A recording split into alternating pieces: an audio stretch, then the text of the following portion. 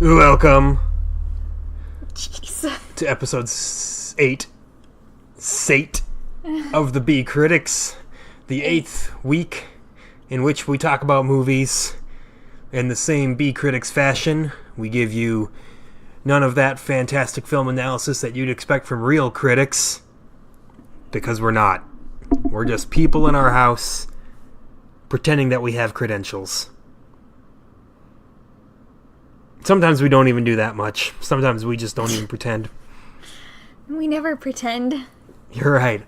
We live that life of wealth and fame because we're world famous. Did you know we have one listener in Sweden?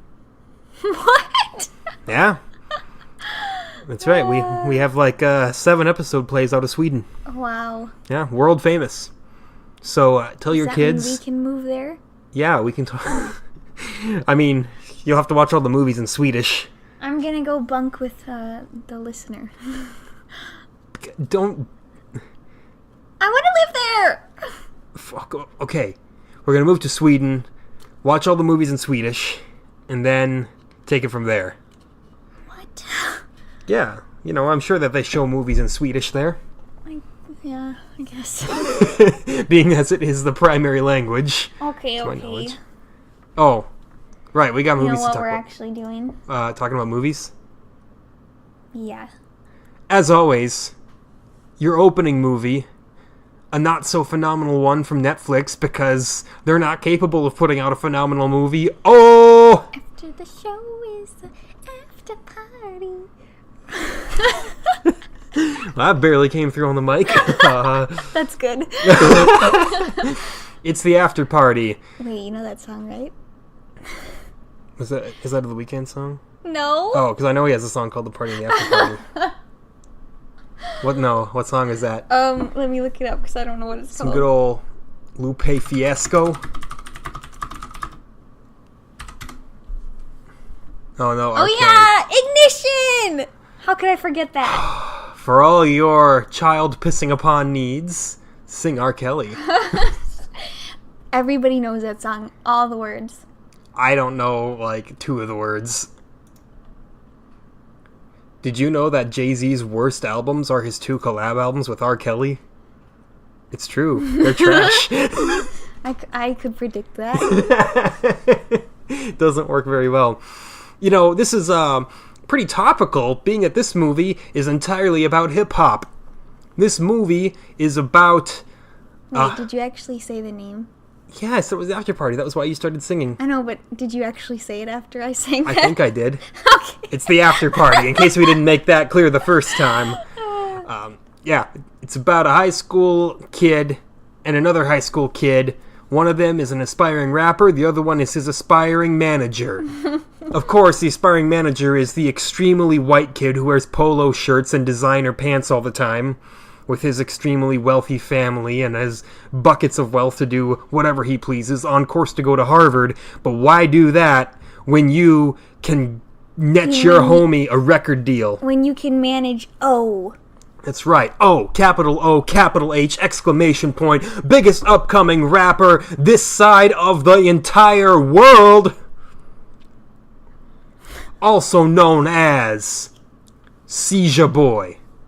Also known as guy who doesn't even have 10K followers on Instagram. Not even 10K on Instagram. Rip. How are you gonna be a rapper if you don't even have a K on your Instagram number? Boom. So yeah, AKA Seizure Boy, because wouldn't you know it, his manager friend gets him a big gig to show his stuff in front of a high-up Atlantic Records executive in front of Wiz Khalifa, and instead Actually, Wiz Khalifa. Oh, Yes, he that's was right. in it. Yes. Along with 15 other rappers. Yeah. More on that later. But, instead of blowing the doors off, he instead has a seizure and pukes all over Wiz Khalifa. Oh, you totally missed it.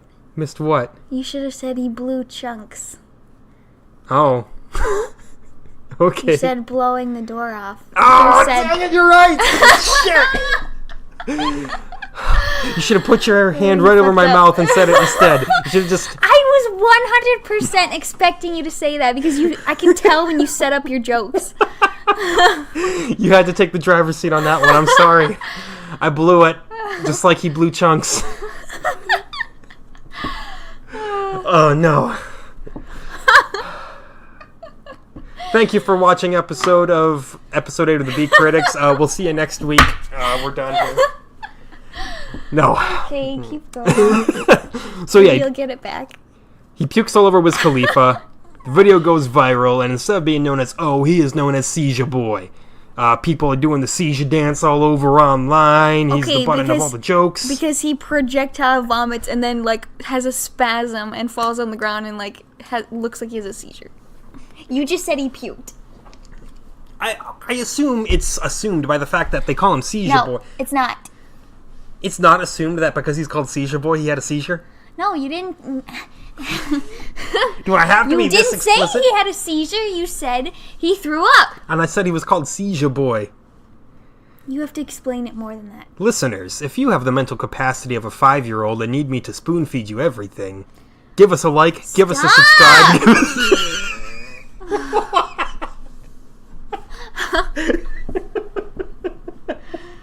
You just trampled all over me. Just like you trampled all over my mismanagement of the Blow Chunks line. Yeah, that's right. Two can play at that game. Yeah, when I think of something and you don't, I take my opportunity. But look, neither of us are perfect human beings. We both make mistakes. But at least we've never projectile vomited all over Wiz. Yeah. No, but I did throw up on my dad once. I mean, your dad's basically Wiz Khalifa, right? You know, not remotely. Boy. You did a good job of derailing this. Hey, I'm talking, okay? Oh man, I gotta think of a starting point here. Would you rather me sit quietly or derail you? Because it's either or. Oh wow, what a phenomenal wide array of choices I get here. Oh man, I'm trying to think of a good place to jump back in here. I'm sorry. It's okay. So, naturally, from this point, the movie is more about white boy manager still trying to find a way into the industry for his friend O, doing everything within his power, getting tickets to secret shows, trying to get VIP backstage passes, and it's called the after party because they go to the after party of a private French Montana show. And then they have to go to the after party. And it just kind of keeps going down that entire wormhole, as it were. But I'm not going to go ahead and say the entire plot outline for you, because that is just lazy content creation there. That is not what I'm here to do. What I will do is touch on some of the things about this movie. You only really stand a remarkable chance of enjoying this movie if you actually enjoy hip-hop and hip-hop culture as a whole. The references to classic hip-hop, modern hip-hop, all the hip-hop in between, the cameos from various different rappers. You got Jadakiss playing a train conductor. You got DJ Khaled as himself. Pusha T as himself. You got Tiana Taylor playing a stripper. All sorts of big hip-hop names assaulting your TV. And French Montana's in it too, obviously. Who is that girl? Tiana Taylor. Yeah, who is that? She's a hip-hop figure. Like, really popular? Because popular I thought enough. She looked familiar. She was What'd part she of the... say? You can look it up. She was part of the whole Good Music posse, Kanye West's music collective, along with Pusha T, Sci-Hi, The Prince, all those other guys. I've seen her somewhere. yeah, she's got a bit of a career under her. She's not like Nicki Minaj levels of popular, but she's got a reasonable little following. Okay, back to what you said. That's about you have to like all that stuff. That's not really true because I didn't know barely any of those people or get the jokes, and I still liked the movie. I made sure to carefully word it as in to have a remarkable chance of liking it. You can still like it, but it helps if you are kind of familiar with the culture that's going on in it and all that. So it's kind of a love letter to hip-hop, although kind of a shoddy, lazy one at times. It's okay. It's not really that good. I feel like I say this every episode about something. Every episode. And it's usually the Netflix portion of the episode where I say, it's not good, it's not bad, it just exists, blah, blah, blah. But, hey, make some better content, Netflix. Although, I don't really know what the ceiling is for a kind of movie like this, a comedy based on trying to get into the hip-hop industry. I don't foresee any movie of this variety ever really reaching, like, Shawshank Redemption levels of good or anything like that. Like, I think at most you could hit, like, Click qualities of good. And that's kind of the max you get. 8 Mile was just a 2-hour-long music video for Lose Yourself. I don't even know how long it was a huge movie. I wouldn't say huge. Big yes, enough. It was. It was big enough. Huge. Mom Spaghetti. Did it even... Huge. Look it up. How much did it gross? We're gonna get statistical on you now. Nobody wants to hear the clacking of my keyboard. Oh, you have no problem looking up the things you want to look up. The moment I'm looking something up, no one wants to hear that. Oh! Look at that. 51 million? In its opening weekend. Total of 242 million? Child's Play. That's not even as much as Infinity War. Duh! That's pretty damn good, though. Not bad for a movie about some no-name Detroit rapper. Yeah. I'm being facetious, by the way. Proved you right again. I mean, proved you wrong again. Proved me right? Thanks. Shut up. Look forward to it. Shut up. Okay. But yeah, the biggest names in this entire cast for this movie are the rapper cameos. None of them play a particularly important role, except for, Wiz getting puked on. I suppose that's a fairly major turning point, but other ones like DJ Khaled, he's literally just there just to be DJ Khaled, however you want to pronounce it. Pusha T shows up at the very end offering a record deal and all that, along with a bunch of other people. He says Khaled. DJ Khaled. I suppose you'd know having seen him live. Yeah. Someone's got to open for Demi. And why not DJ Khaled? I mean, at this point, why not Grimes? It's clear that she'll open for pretty much anybody of any kind of persuasion. What? After she opened for Florence and the Machine. That bizarre. That's way more likely than her opening for Demi Lovato. I wouldn't say that. Yeah. Yeah. Hey, Grimes is dating Elon Musk. It's clear that she's in with the big ring of famous people. Who's that again? Good God. Every week I tell you who Elon Musk is. I can't. I told you I can't remember that. No, I can't. Maybe if I see his face. Okay. Remember, Elon Musk. Elon. It's short for elongated muscat. It's short for elongated muskrat. Muscat, yeah. Remember, elongated muskrat. He invented. He's the founder of Tesla, SpaceX. He's old. Yeah, but he's got all the money. All that nice, like your style, like it. All that. All that South African money. Boom. Elon Musk. I don't know. There's not a whole lot to say about the after party. There's no real moral to the story other than don't give up on your dream, which is a terrible moral because, let's face it, most of you should give up on your dream, especially me. But you can at least try. You can try your dream. Give it a good old shot. Don't listen to my advice, by the way, because I am notorious for giving up on every dream I've ever had, so don't listen to me. Don't be me. I am a poor example of what to do to enhance the quality of your life. What I say, do the opposite. Jeez, cat. Hey. That's my dinner! She's gonna eat it! So, while she goes to save her dinner, let me think of some other words to say. Although by the time that I finally think of something to tell you, she'll be right back here. And look at that, she's already back. She's trying to eat my chicken. She is a 200 IQ cat. Well, this episode is going well, isn't it? It is. It's going fantastically. I'm filling it up with all sorts of filler. We got distractions in the background. We're sounding as professional as ever.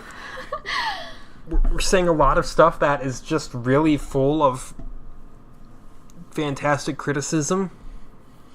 Like, everybody knows exactly what to expect from the after party now. Except I wouldn't. If I listened to this episode, I'd be like, what the hell are these guys talking about? There's the rappers, the guy's trying to be a rapper. What? It's one of the better movies of Netflix that we've seen so far. It was actually funny. It's not a waste of time to watch. Yeah, I suppose. Not a total waste. I thought it was funny. This whole week is, this whole week's theme is movies on the cusp of being good, I think. Why do you have to say cusp? Because that is the term. That is the word that I intended to use, so it is the word that I said. Nobody doesn't think of dicks when they think of cusp. Who the hell thinks of dicks when they hear the word cusp? What kind of bizarre... Because a knocked up, he says it was on the cusp. And then you said, just do it already. So I did it. Haven't you seen Knocked Up like 50 times? I've seen Knocked Up once. Well, that's unfortunate. I think everybody else who has only seen Knocked Up once or not at all does not think of dicks when they hear the word cusp. Get your head out of the gutter. No! Okay. You got me with that one. Next movie? We're done? Well, would you want to say anything else?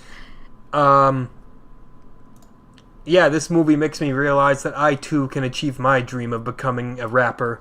I too can get signed to Atlantic. If Rick Ross can make it by rhyming Atlantic with Atlantic, I can make it by rhyming bitches with trailer hitches. Ew. And that's gonna be from my very first album, Hick Hop Volume 1. Tractor Life. Gang. No, you do nothing outside. You don't get to pretend to be a rapper and one that is like a hick. But country singers pretend to be country boys. At least they know probably what they're talking about. No, they don't. Most of them are like inner city Nashville boys. Okay, well, I don't care about country music, so.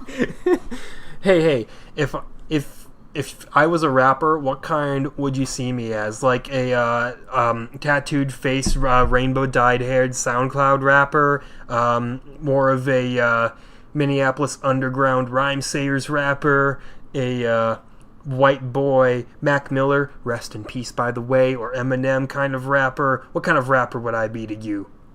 Or would I be more like a Tupac Notorious B.I.G. West Coast gangsta style rapper? No, you'd not do that. I have no idea. What did you even just say? You would be like Cardi B because you think that yelling means you're winning the argument. No, I would not be like Cardi B. By the way, that's not an original joke. I got that online. Sue me. First of all, no.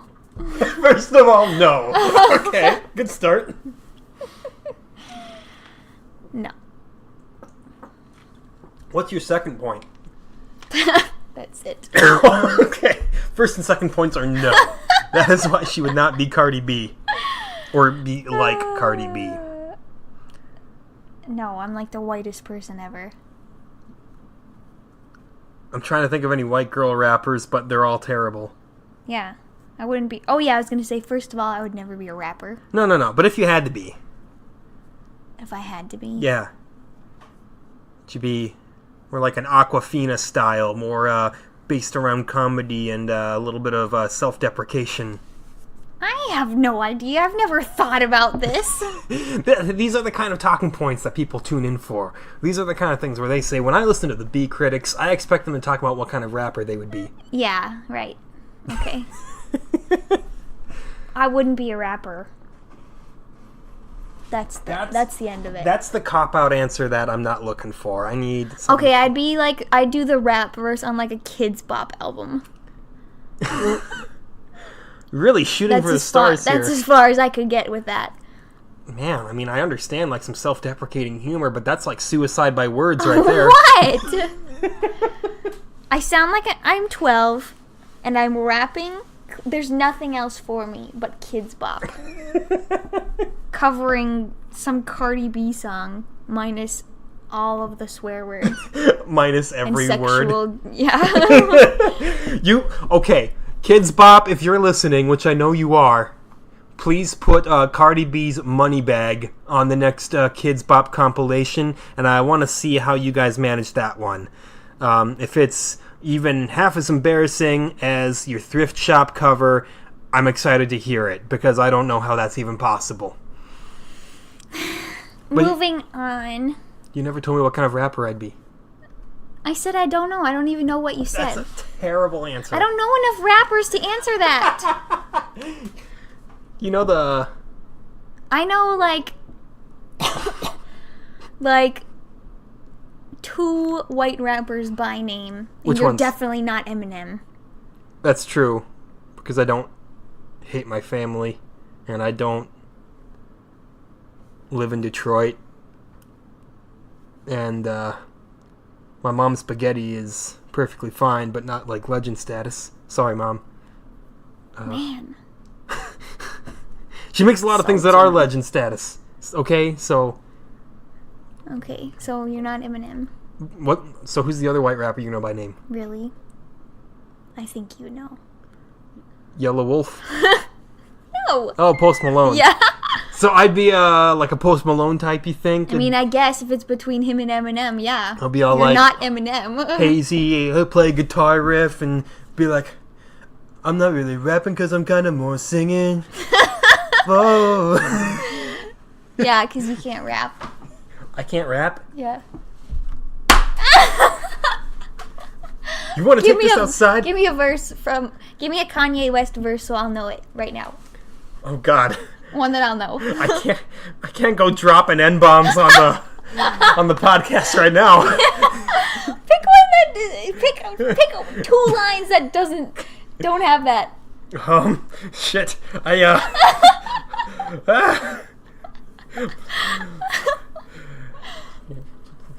Whew.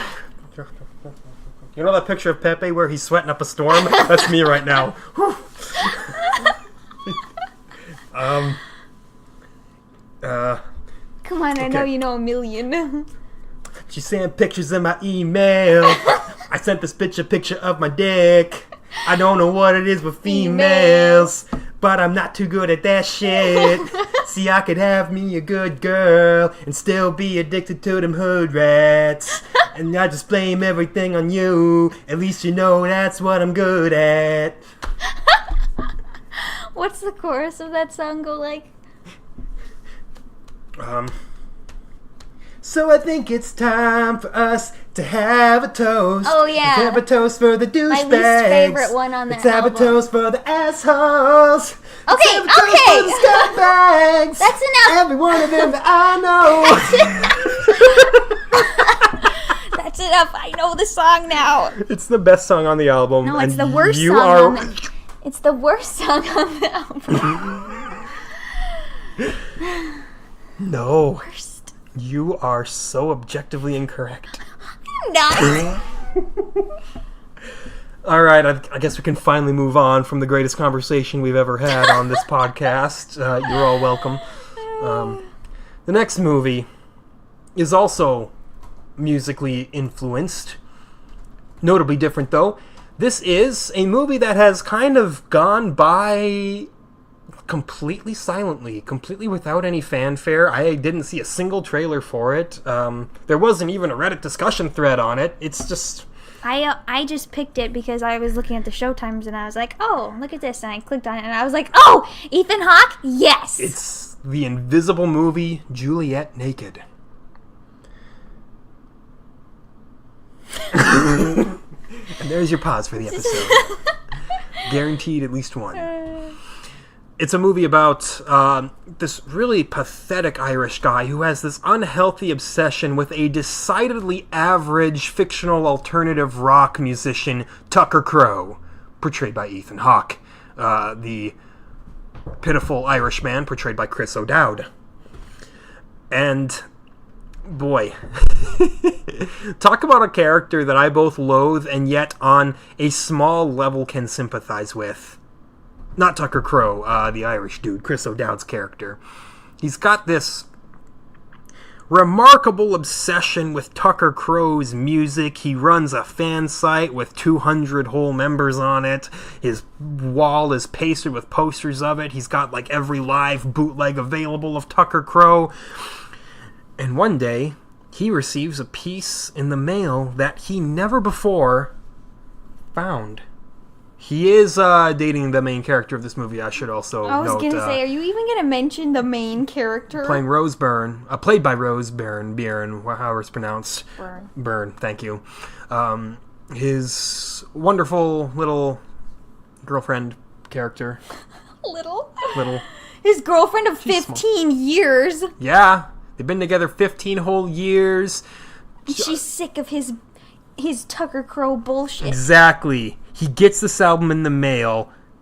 It's a old acoustic demo of Tucker Crowe's best album, Juliet, titled Juliet Naked. Taking all the instrumentation, stripping it down to just Tucker with an acoustic guitar.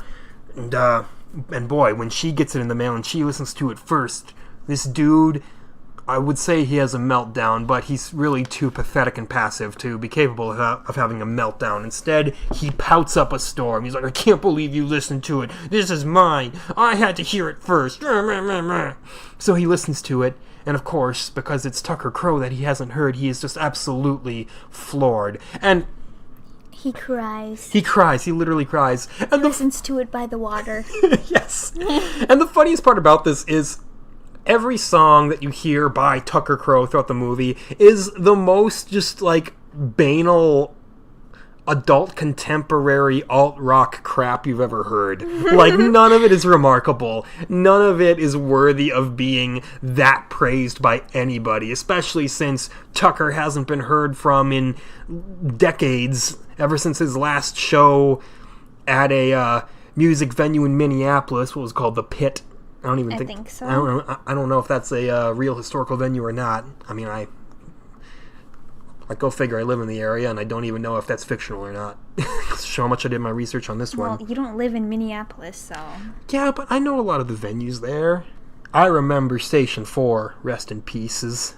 Okay. Station 4 was garbage. If any of you have ever been to Station 4, let me know. And let me know what your least favorite memory was there. Because we're not allowed to look back at it fondly. Oh, those bathrooms or something else. You know what's bad when your venue gets condemned by the city and torn down. Wow. Like a hoarder's house. Yeah. I mean, not quite the same, but yeah, it wasn't good. Anyway, because he's such a pouty baby and such a big wussy man about the whole thing, what does she do as the most passive, pettiest form of revenge? She leaves a scathing review on Juliet Naked on his own fan site. She talks about how dumb it is, how she hates it, and one thing leads to another, and she gets an email from Tucker Crowe. And thus begins the general plot outline, where she begins to develop this very strong friendship leading into a romance. Pen pals. Yep, all while her now ex-boyfriend... Don't go spoiling the whole movie. Maybe some people want to see it. Spoilers! She breaks up with her asshole boyfriend. Well, duh. Don't go spoiling the whole movie, and then I say it, and then you say, You duh. were gonna go and say everything that happened. No, and how I it wasn't. happened. Yes, you were. I could feel it coming. No, I was not. You felt wrong. You had a very wrong grasp of that situation. I was going to say, this happens all while her crazy ex-boyfriend is still in man love with Tucker Crowe. So it creates this great dynamic of tension between the three, and it's like, he's gonna find out. And then what's he gonna even do when he finds out? Cut their faces off. Turns out, it's like the biggest blue balls in movie history, because when it finally happens, it's pretty underwhelming, actually. The meeting? Yeah. I mean, he fanboys out, and then Tucker basically tells him to shut up, but... Why are you making this all about that stupid boyfriend? He's the most interesting character in the whole movie. I liked them. I suppose I should talk about the actual character of Tucker Crowe. He's an incredibly washed-up figure. Lives in one of his ex-wives' sheds in the backyard for no rent, raising his son. And it is made very apparent in the movie that he has several bastard children across the globe. Some that his son did not even know of, some that he barely knew of. And that's really what the theme of the movie kind of, I think, tried to be, was the whole, what happens when your family is so broken and then you meet somebody who just wants a family at all. It's the whole kind of colliding, conflicting world viewpoints of Rose Byrne's character and Tucker Crowe. Rose Byrne just wanting a kid, just wanting someone to love, and then Tucker having spent decades of his life ignoring his kids, ignoring every aspect of responsibility that he has to try and attend to. And outside of the annoying boyfriend, that was the other really interesting part of the movie, which is why I'm kind of upset that it, well, not upset, but I'm a little bit dismayed that it devolved into a romance plot, because I thought the romance plot was way less interesting than the family dynamic of it all. Like, there were a few moments where something really special could have happened, some kind of wow factor, but the wow factor never really comes into play. What kind of wow factor? I don't know, just like certain plot twists could have occurred, certain characters could have entered the plot that didn't wind up entering it, things could have been said. I don't have like a decent like script outline for you on what I would have changed word for word, but there were a lot of opportunities that were just never really executed upon. They were all kind of teased a little bit and then never really committed to.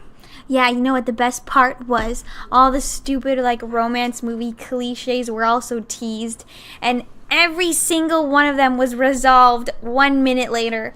Like every other movie should be, if people weren't so stupid. Yeah, everyone was kind of real with each other in this movie, so that was pretty refreshing.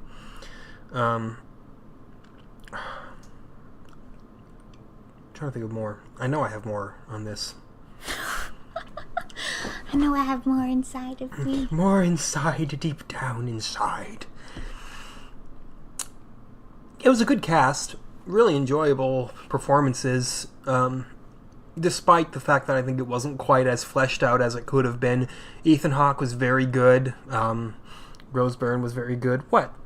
Fleshed out. Yes, that's a real term. Disgusting. That's a term! That's a real figure of speech. You have problems. You have issues. I'm not allowed to say anything. I'm just a simple girl. I'm just a girl. No. Wish I were Gwen Stefani. That's the kind of rapper you'd be. You'd be Gwen Stefani. Yeah. Because, you know, she's such an accomplished rapper. Yeah. I can do the bananas. I can do the bananas. Quote, Tara. 2018. That one will go down in the history books. Yeah. I'm calling up the National Archives right now to make sure that was documented. Too far. Maybe it wasn't far enough. No. I liked the movie. I liked it too. I didn't dislike it. I liked it more than the After Party. Oh, really? Yeah. I did. The After Party was just a little too mundane and kind of adolescent. Well, they're in high school.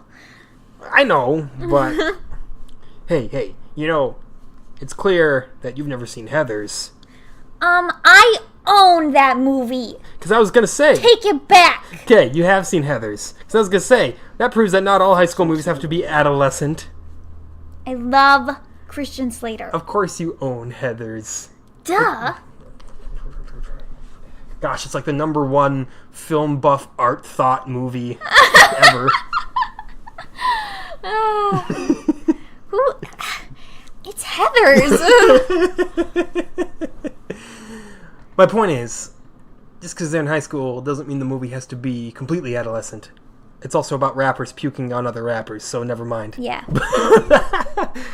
I don't know, it's just never kicked off. This movie also didn't fully launch, but at least... I was going to compare this to the Challenger space shuttle, but then I remember that kind of exploded while launching, and that's worse than not launching at all. Oh my gosh! No, it's definitely not like the Challenger. Jeez. Rip. What are you trying to say here? I'm trying to say that this... Both movies kind of had a little bit of a fizzle to them. But this one was still good enough, with some decent enough character acting all around. I was also a little bit put off by some of the really beautiful shots in this movie that they took, and then they were only there for like 2 seconds. Like, there'd be this really gorgeous shot of like a beach side that you just kind of wanted to soak in, and then it immediately switches over to another shot, and then another shot. It's just kind of rapid fired like that a couple times. I think from an actual filming standpoint, especially being that this movie is clocking in at that super awkward hour and 45 minutes mark, they could have let some of those shots sink in a little bit more. I didn't notice that at all. I did. If I noticed it, that means somebody else out there noticed it. You're getting a little technical for our amateur film podcast. Just as I expect better from Netflix, I can expect better from myself. Every now and then, I can give a solid little jab of criticism when a movie needs it. All right. This is the top rated movie of the week. Juliet, on IMDb. Yeah. Oh, yeah. Yeah, it is. Highest user rated movie. Currently clocking in at a 7.0 out of 10.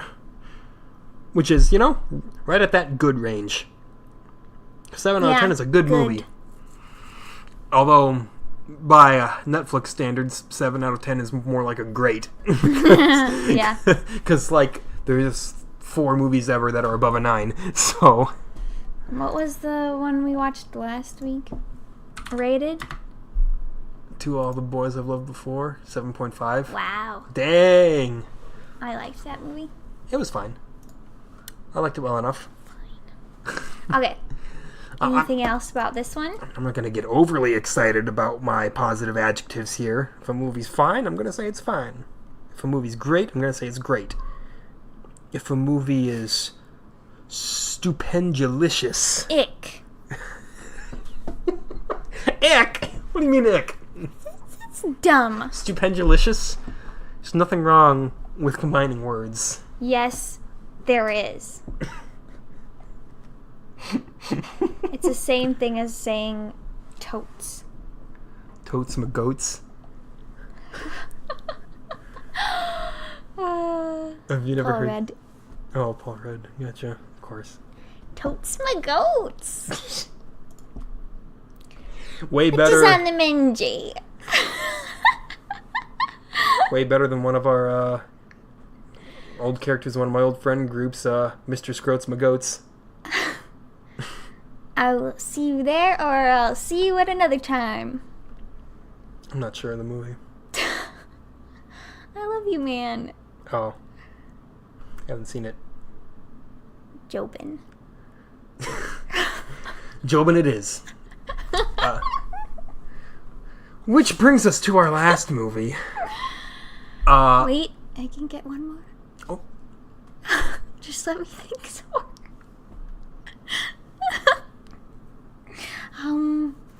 Oh yeah. Slap it to base! Ah, that Okay, one got I've it, I heard. got it. That reference I've heard. Okay, I'm done. I had a friend who would always quote slap it to bass. Actually, I'm pretty sure that when I played bass for the band I was in, every time I saw him, he'd go to me and go slap it to bass. So that Guy's amazing. one I'm familiar with. Last movie on the list here, The Odd Man Out, because this is not about music. It is a movie that I saw trailers for just about every single night at the theater. Very heavily advertised, almost to a fault. It's The Nun. Set in the Conjuring universe, based on the presence of the demonic nun in The Conjuring 2. The Nun is kind of the origin story of that.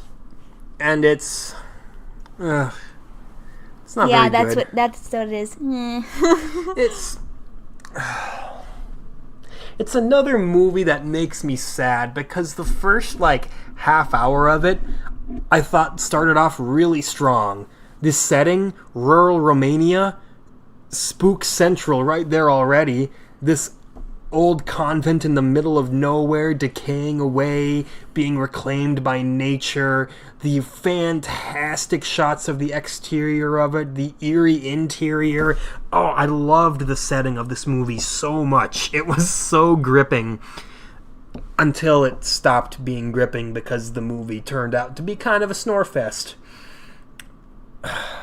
Oh, I was so tired when we saw this. And it really was not exciting enough to keep one awake very easily. No, it wasn't if you're gonna see. Okay, I really was tired when we went to see this, and if it's a scary movie, then it should wake you right up, and you're super alert the whole time. And I was barely keeping my eyes open.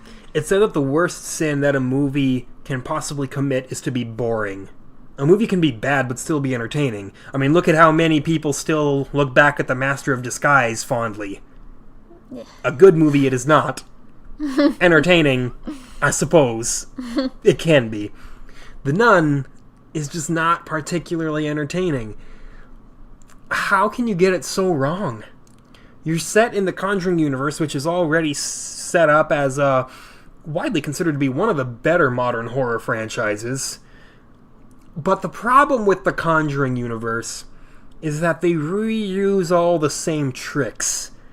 And good God, is reusing tricks a problem in this movie. I'm not even going to really touch on the plot too heavily because, let's be honest, it's not that important. Person has to go to this convent because a dead nun is found outside, hung by the neck, and she's bleeding all over, and then they go and find out what's causing all the spooks. And then that's it. And, right, reusing tricks. That's what I was getting at here. Pretty much everything in the Conjuring universe can be pointed into the direction of, it's happening because there's a demon! And jump scare. Right.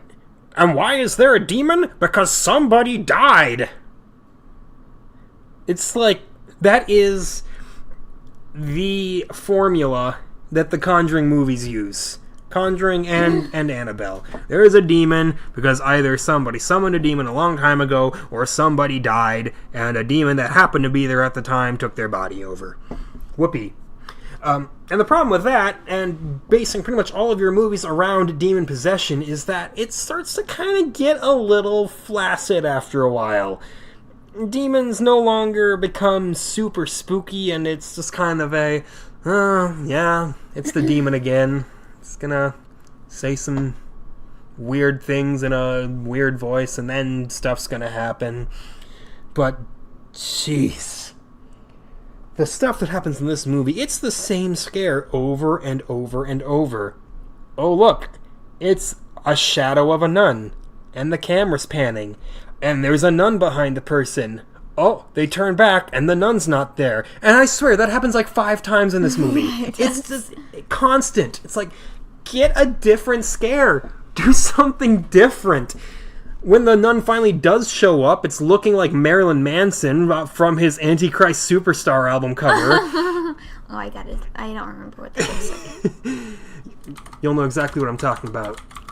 Oh, I'm sure I will.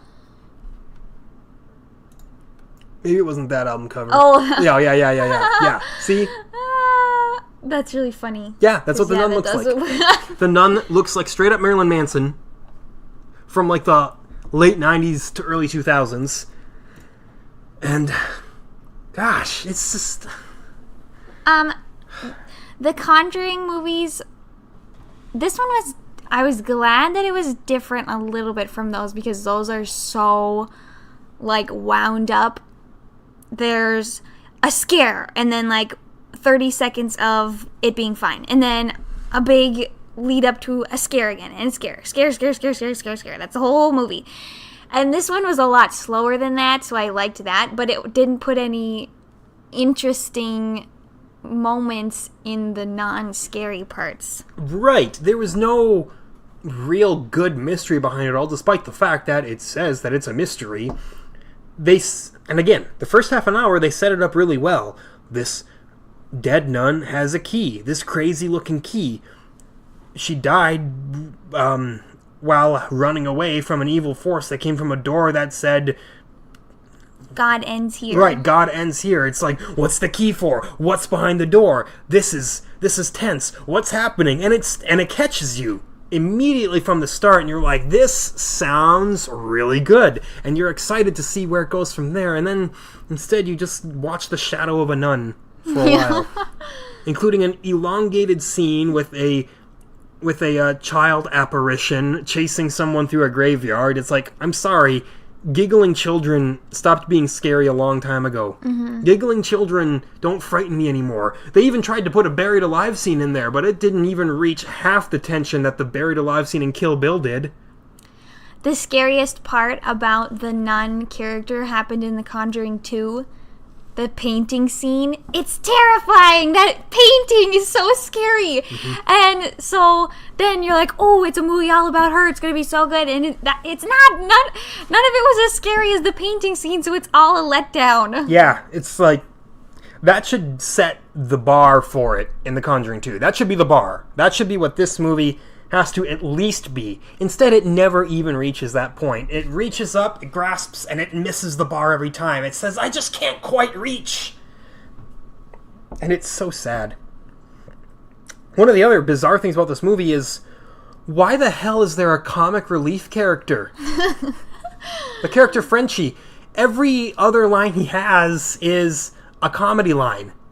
When you're trying to create an aura of tension and a eerie environment with the intention to frighten your audience, don't make comic relief. Comic relief specifically destroys tension. It stops tension dead in its tracks. Why, for the love of God, would you make a character whose entire purpose is to shout off quips every now and then? Oh, it's terrible. I mean, the movie as a whole isn't terrible. It's just, but some aspects of the movie were terrible. Which also brings me to this. I'm going to talk about the very ending right now, because it is the seriously funniest ending that I've ever seen to a horror movie. So if you plan on watching this and don't want the ending spoiled for you, skip ahead by like a couple minutes or something like that. I kid you not, the nun is defeated when the main character, nun in training, literally spits the blood of Jesus Christ at her. Yes, Yep. she breaks open a vial of Jesus' blood underwater somehow, and then gets it into her mouth without it dispersing throughout the water, and then spits Jesus' blood at the nun, and then the nun dissolves because the nun's actually the demon Valak. But that happened, and I didn't think, wow, that was badass. I laughed. I straight up laughed, and I heard a couple other people in the theater laughing too. It was not effective. It was... What on earth were they going for with that one? Oh, the theater was packed. There were like 2 seats empty. Yeah, it was a packed theater, and yet silence pretty much the whole time. Yeah. Nobody yelled, nobody screamed, nobody shuffled around uncomfortably. An occasional chuckle, and that was it. Yeah, and it's so funny because every single time we were in another movie and the trailer for this came on, somebody... Because of the trailer, if you've seen it, they put in the biggest jump scare of the whole movie in it, and they started with the painting. The scariest part. So every single time the trailer ended in the theater, and even if there were like 5 other people in the theater, someone would be like, "Oh," or like, "Oh, fuck," or something like that. Exactly. An audible response every single time, and then when we actually see the movie, nothing. So how bad is that? Even the trailer is scarier. Yeah, it's because of the painting. And that's the other problem. Jump scares. Fuck jump scares. Jump scares are the laziest way of scaring a crowd ever. I think... jump scares is like a fancy way of saying, I don't want to put effort into making this actually good or clever or thought out, so we'll just make something jump out at you. And it's the laziest. Horror movie writers, stop putting in jump scares. They're not fun. They're not interesting. They're not anything that sits with you. And, okay, since you said jump scares, the best movie that is so scary and has, like, no jump scares, It Follows. Like, you literally see the person slowly walking towards her the whole time, and it's terrifying. Yep, It Follows, no jump scares and very scary. The fantastic Hereditary, no jump scares and soul-rending. I think it had, like, maybe 1 or 2. Maybe one But jump they weren't, scare, like, typical jump scares, like someone jumps out at you. Right, but Still. Yeah, go figure, both of those movies are some of the most highly acclaimed horror movies of the past decade. Yeah. Because they don't do the same old thing. Stop doing the same old thing. Now, the most exciting part about this movie was the fact that I saw a trailer that I actually haven't seen yet before the movie. Finally saw a trailer for Halloween, and honestly, I'm pretty excited for Halloween. The reviews are in. Everybody is saying it's a fantastic homage to the original, and I'm willing to bet probably not any jump scares. Nah, there's probably a couple. Maybe 1 or 2, but, I mean, the original Halloween wasn't particularly jump scary. It was pretty funny, actually. I've heard that the new one is actually kind of funny, too. Like, intentionally funny, as in, like, it, like, wears its influence on its sleeve and knows what it is. That's nice. Yeah, so I'm actually really looking forward to Halloween. It'll be a nice palate cleanser after The Nun. Fun fact, one year for Halloween, I did not have a costume, so instead I tied a small battery-powered practice amplifier to my hip, and I brought my guitar out, and I followed my friends who were in costume, and I played the Halloween theme, following them around. That's amazing. Yeah. You never told me that. It just never came up. Yeah, that was one of my favorite Halloweens. Were you wearing all black so no one could see you? No, I wasn't. I mean, I may have been, just like coincidentally, but That's so funny. yeah. Yeah, that was a good Halloween trick. I was like, no costume, no problem. I can still be thematic about this. Just get out my guitar. Exactly. It was kind of a pain having that little amplifier strapped to my hip, but it worked. It was fun. It was way funner than this movie. Yeah, it's such a disappointment. They even got the real-life sister of Vera, the actress who portrays Lorraine Warren, and didn't make their characters linked. That's a freebie there. You've got real-life sisters in the same connected universe, and who both have the same visions, and you don't make them in any kind of way linked to each other. I thought it was supposed to be her. I was like, is that supposed to be her? Because that's about the age she would have been, probably. Nope. I really thought it was going to be her. Totally separate character. I like her as an actress. I haven't seen her in anything since American Horror Story, but I like her. Yeah, I like her. Well, she's cute. She is. Wish she'd be in some better things, because she was enjoyable in this movie, at least. I can't really remember if I've seen her in anything else. The Bling Ring. I did see that, actually. Wow. But... yeah, she hasn't really been in that much. No. Hopefully, with The Nun at least being a financial success, maybe that'll net her more work, because... maybe. Although this movie is not getting a lot of love by the critics, it is the best opening in the entire Conjuring series this weekend. Oh, really? Yeah, by a pretty good margin, actually. Probably because they made that fantastic trailer to suck you in. Oh, yeah, and the amazing YouTube trailer. Oh, yeah. The one that makes you think your volume is being turned down, so you turn your volume up and then it jump scares you. Again, scarier than the movie. So props to the marketing team for this movie. Yeah. They did their job perfectly. Yeah. Just unfortunately fumbled it when the actual movie came out. What a tragedy. Got anything else to say about The Nun?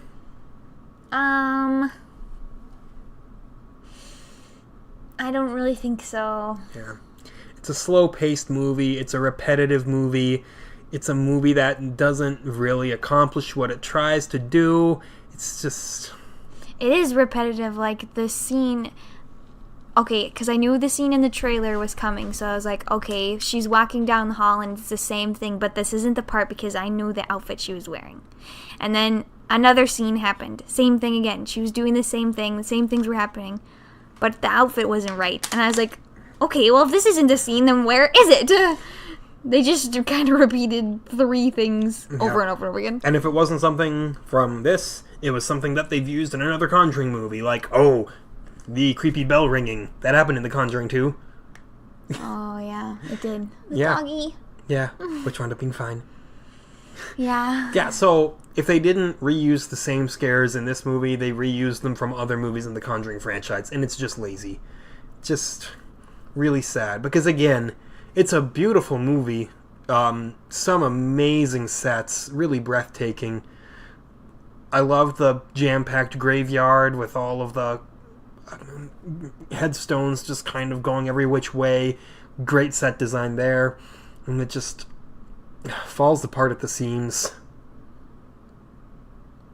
I'm depressed. I'm not really depressed. Do you need to go watch The Exorcist? Yeah. That's kind of an exhausting movie. But it's so good. It is good, but it is exhausting. That's how you do a demon movie. Yeah. So sorry, I said last week we were watching Peppermint. That's not true. I told him not to say it. I know. That's fine. Peppermint doesn't look like a very good movie anyway.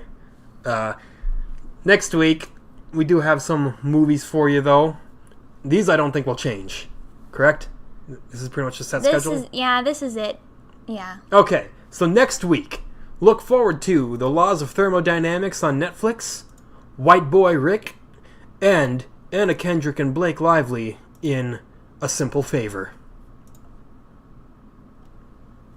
Where's Emily? Where is Emily? That's the question.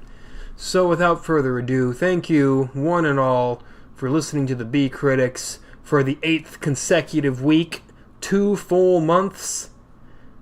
If you have not told your friends yet... It's not really 2 full months. What do you mean? Our first episode was on 7/24. It's 4 weeks. That's 2 months. No, that's not how weeks work. Yeah, it is. No, it's not. You're pregnant for 9 months and 40 weeks. Okay? That would be 10 months. Weeks don't work like that. Yeah, they do. Just look at the schedule. We're not going to be 2 months in until episode 10. That doesn't make sense. That That's doesn't okay. make mathematical It doesn't have sense. to. It's okay. It's okay. I don't like it. Anyway, thank you for watching. Tell your friends. Tell your children. Don't tell your children. Don't make your children listen to this. You'd be a terrible parent. And as always, have a good one. Thanks.